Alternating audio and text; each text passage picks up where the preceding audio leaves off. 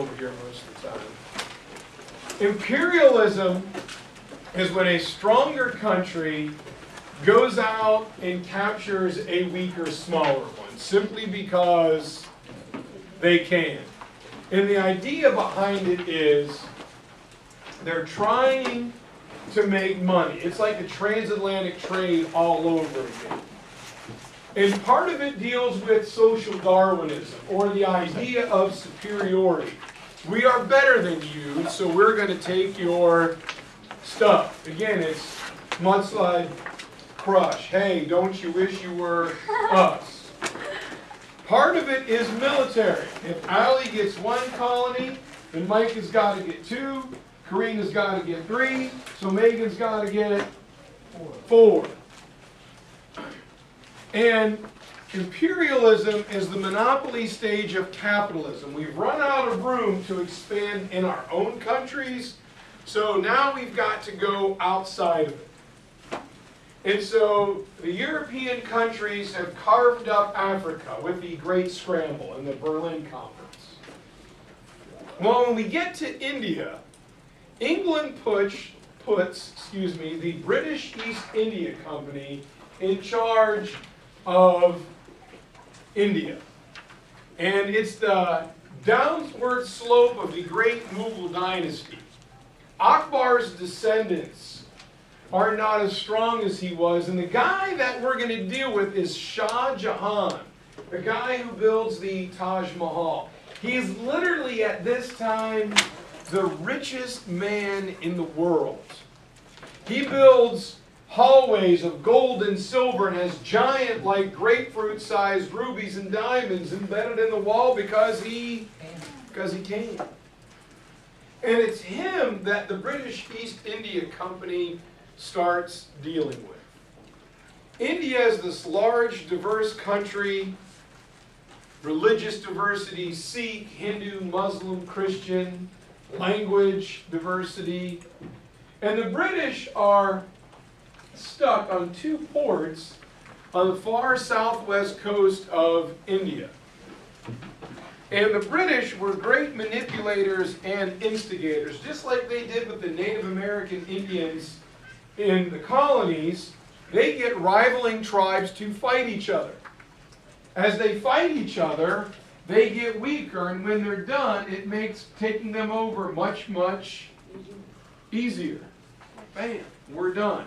And slowly but surely, the British take over and control most of India. By the time they're done, 3/5 of it is under their control. And the goal of the East India Company is always to make money. And so I'm going to fast forward here a little bit. All right. There it is. All right.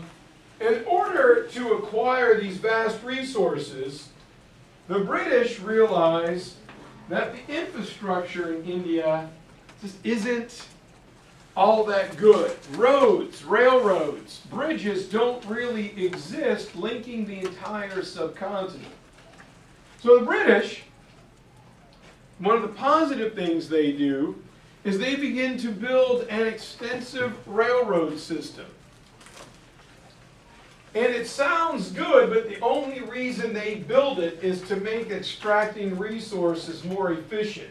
We can take them from the interior of India and bring them quickly to the coastline to turn into a manufactured product or sell directly off a ship. If you're a British investor and you invest $1,000 for a sailing ship to go to India, when it comes back, you want your $1,000 back plus $5,000, $10,000 more. And some of the things you can sell right off the boat. You know, when you put salt and pepper on bangers and mash, British food all of a sudden actually has flavor, tastes good. Let alone ginger and curry and paprika and cinnamon. Wow, man, this stuff actually tastes like something. This is awesome. So it's about making money. We're exploiting people to make money. And so the British presence does have somewhat of help. It cuts down on banditry and it reduces crime.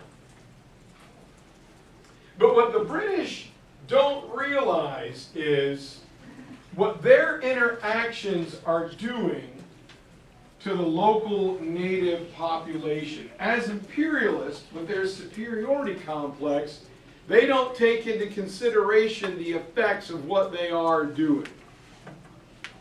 And it helps somewhat. Like, the British don't like the caste system. But if you're a traditional native Hindu, the caste system is kind of your culture. It's kind of what we've been doing forever. So why are we going to stop this now? One of the things the British don't like, I think we talked about this, is the practice of the sati. 60 years from now, poor Alexander finally kicks the bucket, and heartbroken Roxanne has no choice but to throw herself on Alexander's funeral pyre. They're like, Roxanne, we understand you are distraught. The love of your lifetime is gone. However, it's not necessary for you to jump on Alexander's funeral pyre. Right? Just hang on, dear. What you want to be, Roxanne, is a Christian. All right? That's what we want you to be. So in the religious conflict between Hindu, Muslim, and Sikh, we're now going to convert everyone as much as we can to Christianity, helping to ratchet up this tension. And England's lack of cultural understanding leads to the biggest conflict, known as the Sepoy Rebellion. The British reserve the top positions in their businesses and military jobs for Englishmen, for the simple fact that Englishmen are white, English. They're better, right? It's like the Peninsulare Creole argument with the Spanish in the New World. We're English, so we're clearly better. Indians were not allowed to have high-ranking positions.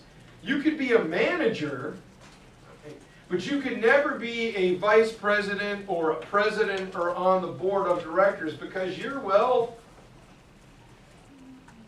you're Indian, right? You know? England dominates all the businesses, the owners of the businesses. All that wealth goes right to Englishmen or back to England. Indians are not allowed to benefit from this. You can be our laborers, bless you, ma'am. You can be a manager, but all the good stuff goes spit spot cheerio to us. And the British and their superiority don't understand what they are doing. And the biggest of these errors is the treatment of Indian soldiers known as sepoys. They make two enormous mistakes. Number one, because of the large size of the British Empire, the English needed foot soldiers. They needed infantrymen. Right? We're not only controlling India, but we've got South Pacific islands like Australia. And then we've got China, and we've got parts of Africa. And England simply doesn't have enough young men to be its army all over the world, so we turn to natives. And we arm them and we dress them like a British soldier. But sepoys, especially Hindu sepoys, said they would serve, but they could not leave India. It was a slight or an insult to their religion. But with problems popping up all over the empire, England, wants to take sepoys and move them from India to Africa or Australia or over to China, and the sepoys say, no, we simply cannot do that. And the British say, why? Well, because we're sepoys. We're not allowed to go. And then the British make another mistake that they just don't understand why it's causing a big problem. The British have come up with a new way to fire their weapons. Traditionally, a British infantryman would take his powder horn, dump it down the barrel of his smoothbore musket, 1001, 1002, 1003. He'd put a piece of cloth or paper over it called wadding, put the tiny smoothbore musket ball down in it, and then take a ramrod and ram it home, and then put a little bit of powder in a pan with a piece of flint, and he would fire the rifle. 2, maybe 3 shots a minute. Some guys were faster than others, but it's just all, powder horn, cartridge of mini balls, something that has cloth or paper wadding in it. It takes forever. And the British get smart, and they come up with taking a paper cartridge, filling it with gunpowder. Over the top of it, they would put the mini ball. So they could just take a bunch of pre-measured bullets and hand them out to their soldiers. Soldier pulled it out of his bag, he bit the top off, dumped the powder in the barrel, the cylinder becomes the paper wadding, and you put the mini ball on top, and you ram it home. It's not much better, but you could fire maybe 3 or 4 times now per minute. But there's a problem. How do you ship paper cartridges from England to India via the ocean? Whoa, hey, what happens to the paper? It's wet. It's wet, it gets soggy. Sometimes it dissolves. And if the gunpowder gets wet, it's useless. Or it dries into like a brick, so you can't get it in the barrel of your musket. So we've got to waterproof these paper cartridges. How are we going to do that? Grease. Grease? What do you mean by grease? Like lard. Lard? All right. You said wax? Where are we going to get wax from, Lloyd? Bees. Beeswax, but that's Earwax. all right. We're going to send around a bunch of Q-tips. Okay. All right. Bees are expensive. Not enough earwax. We could use candle wax, but the easiest place to get it: beef tallow or pork fat. You just go to all the kitchens and restaurants and everybody throughout merry old England, you take their lard, their fat, you melt it down and you put on the paper cartridges and it's watertight. And we ship them all the way to India. And you hand them to the English troops and they're like, man, this is awesome. This tastes a little bit like bacon. But to Sepoys, this is an outrage. Because the Muslim Sepoys are forbidden to eat pork. Oh my God, I'm a Muslim Sepoy. You just condemned me to hell. Shut up. Just take the paper cartridge and be quiet. No, I can't. I said shut up, Private. Hindus couldn't use beef tallow because to Hindus, cows are sacred. The British were doing a direct insult, a slight to native religions and said, shut up, we simply don't care. We thought it was a much smarter way to ship ammunition. Yes, sir. How did they know the animals were used? Well, they asked, or they could take, or the Englishmen talked about it and said it. And so, now, I don't know if I should say this on the air or not. The new cool hipster thing to do, besides having eyeglasses without lenses because you like the look and you don't need them for your eyesight, which I think is kind of annoying, but the new small business is to drink IPAs. You know, your parents go out to dinner, I'd like an IPA please, because it sounds cool, right? It's cool. I always say, why are you getting an IPA? Well, because it's awesome. Well, really there, hipster, cool guy? Yes, ma'am. Yep. Why is it called an IPA? Well, because it's an Indian Pale Ale. I'm like, well, what does that mean? Well, when the British soldiers will be sent to India to put down the Sepoy rebellion because of the country, whoops, did I go too far? Yeah. They are not allowed to brew alcohol. British soldiers want their ale, their dark ale brewed in England. So they ship it around Africa to India. Part of the problem is by the time it gets there, it's spoiled. It's rotten. Can't serve your soldiers rotten grog. So they experiment and they add more hops. And the hops is a preservative, but it bleaches out the dark English ale and makes it a little more bitter. But to the British soldiers stationed in India, they didn't even really care, because now you could drink the ale warm. So I always tell people, next time you have an IPA, you're actually supporting British imperialism. They're like, oh, you don't know what you're talking about. And I'm like, actually, I do. Speaking of imperialism, how about the lady in France who's running for Prime Minister? Man, talk about for real. Yeah, it's like, it's kind of funny, but she's like, oh no, I think, you know, colonialism is good. Look what we did for Algeria. You know, I'm like, sister needs to come to my world history class. So anyway, I was like, what is she doing? She's like, one lady gets up and lets loose. And I'm like, wow, all right. So, check it out. The Muslims and the Hindu soldiers would not use the new ammunition. So they're discharged. They're kicked out of the army.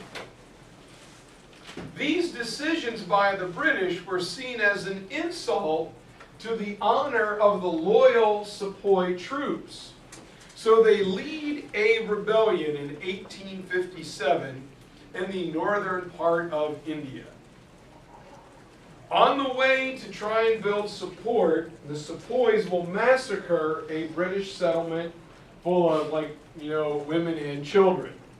Well, the British say, well, you're going to massacre one of our villages full of women and children, and the only thing we can do is massacre an Indian village of women and children. And so these atrocities go back and forth until finally the Queen intervenes and says no. Parliament and the Crown end the reign of the British East India Company. No longer are they in control of India.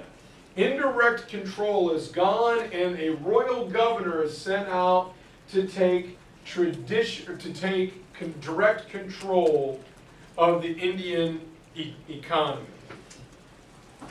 Come on in. To make sure the violence stops, the Queen sends extra soldiers to India, and the native people of India have got to pay for it. Does that sound strikingly familiar? Yeah. Hey, you rebelled, we're going to send soldiers and make you pay for it. Where did that not work? The American colonies. Does nobody pay attention in world history class? Who's the Queen at this time? Toy. So, India is an extremely integral part of the British economy. The English have got to maintain it. The Queen sends a governor to rule in her name. And the British do begin working with high caste, educated Indians. You should want to help us. We're going to make your country better. And that by working with us, India will be the crown and the jewel of the British Empire. India made more money practically than all other British colonies combined. Don't you want to be the jewel in the crown of our empire? You Indians, India should really want to help England. Awesome. All right? That'll be fantastic. And the British economy was simply geared around the economy of India. India's economic policy was an essential part of the overall British economy. They made so much money there, they had to hang on to it. And the British government justified their actions by saying, hey, look, we're helping you guys modernize.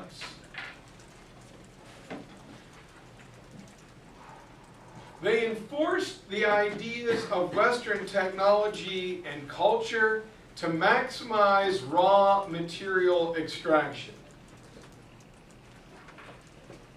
The railroad was just simply an excuse to extract resources and make money.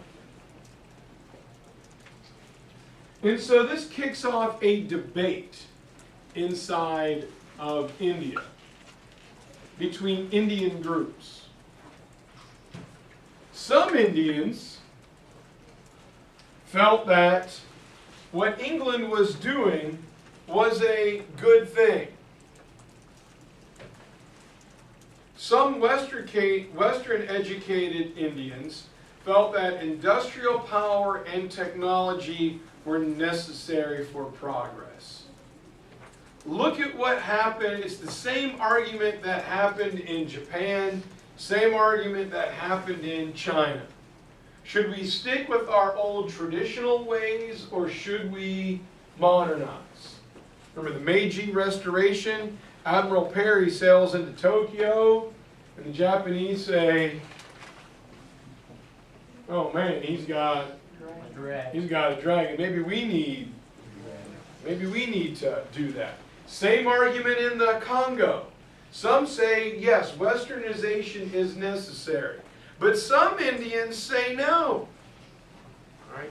Our culture, our country is deeply rooted. We're an ancient river valley civilization. Man, we've been doing this for 4,000 years. Why should we change our traditional Hindu culture? Or for that matter, our Islamic culture. Man, we've been doing this for a long time. We should not radically change or emulate the West. So we have two different types of Indians arguing here. I'm going to go back to Gandhi here real fast. And so Gandhi is known as the father of Indian nationalism. But he actually is a student and gets his inspiration from a guy named Ram Mohan Roy. R-A-M-M-O-H-U-N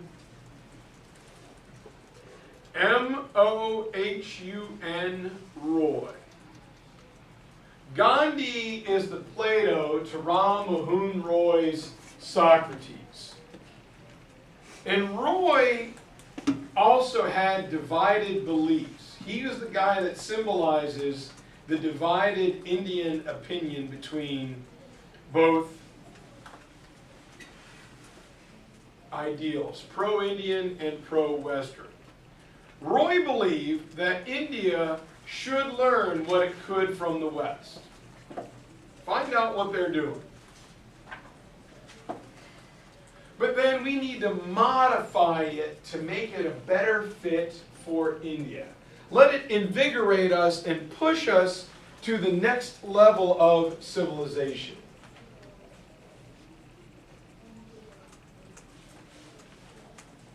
He said, look, some of the things we're doing just don't, like this caste system thing, this social repression, man, this just simply doesn't work. He said we must also heal the divisiveness of our religions. Hindu, Muslim, Sikh, Christian, we've got to quit fighting each other. We must work together. And he wanted to set up schools to teach traditional Indian culture. But learn from the technology of the West. He kickstarts Indian nationalism That it's going to make Mahatma Gandhi famous. India for Indians. And while the Indians are divided on their outlook on the British are also divided on how they see the Indians. You guys are going to love this. Some intellectuals were fascinated with Indian philosophy, culture, and Hinduism. The River Valley heritage is awesome. Not everybody can be one of the first 4 River Valley civilizations in the world. Problem is, most people in England said, what the fish and chips are those Indians good for? Spit, spot, cheerio, Quidditch pitch. They're all like Indians. Like, what do they know? Right? They should want to be like us. As a matter of fact, the Indians who were educated in England should actually work for England. What the heck were you guys before we showed up? I mean, like, what the heck? And many of the people in the British looked down on the Indians as inferior. None more famous than the famous British statesman Thomas Macaulay. His name is M-A-C-A-U-L-A-Y.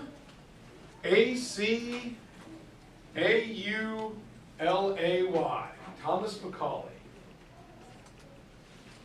This is Macaulay's quote.